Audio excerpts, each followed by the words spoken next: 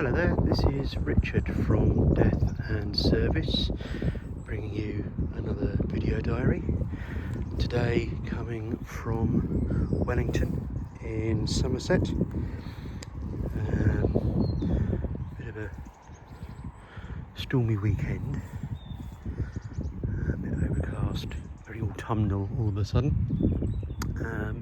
Quite a few graves from the First World War in this one, but hidden away under this tree is the one I'm going to focus on today, which is this one belonging to Wilson Woodbury.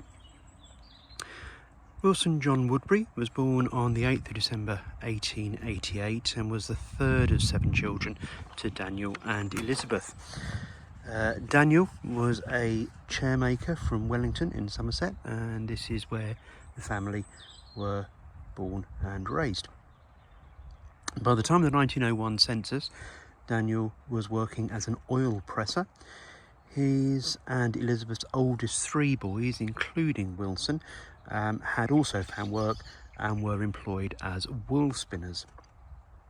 Elizabeth passed away in 1906 when Wilson was 17 years of age.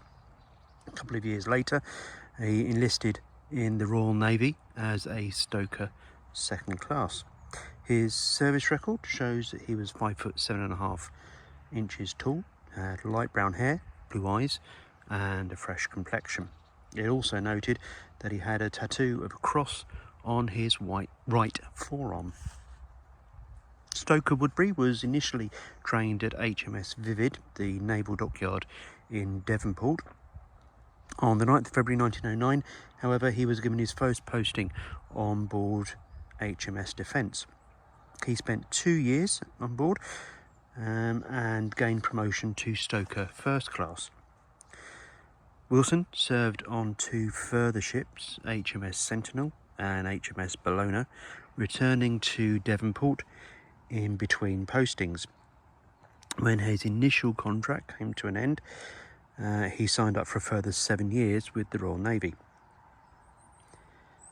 As war came to Europe, Stoker Woodbury was given a number of assignments on the battleships HMS Caesar, HMS Lord Nelson, the cruisers HMS Blake and Apollo, and the depot ship HMS Blenheim.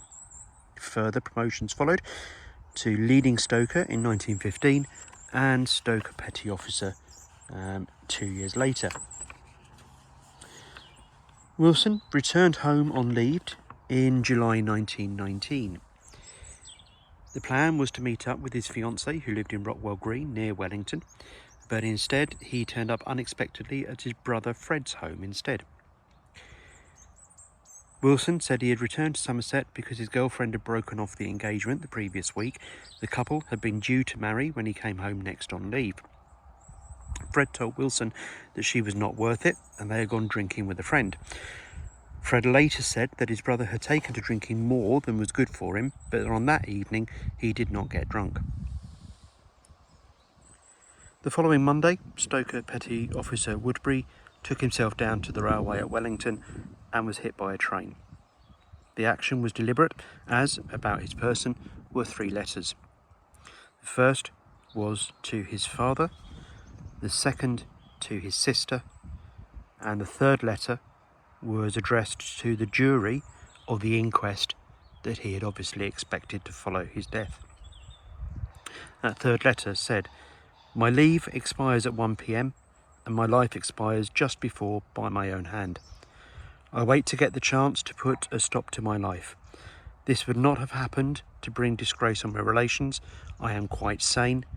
Written at 2 p.m. On the afternoon of Monday the 4th of August 1919, Wilson made his way to Woodford Crossing, a short distance from Wellington railway station. He waited by the side of the line at the crossing for a train, and as the Northern Express approached, he lay down with his head on the metals.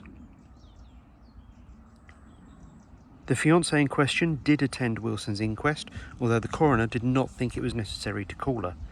The newspaper report referred to her, but not by name, and she remains a mystery.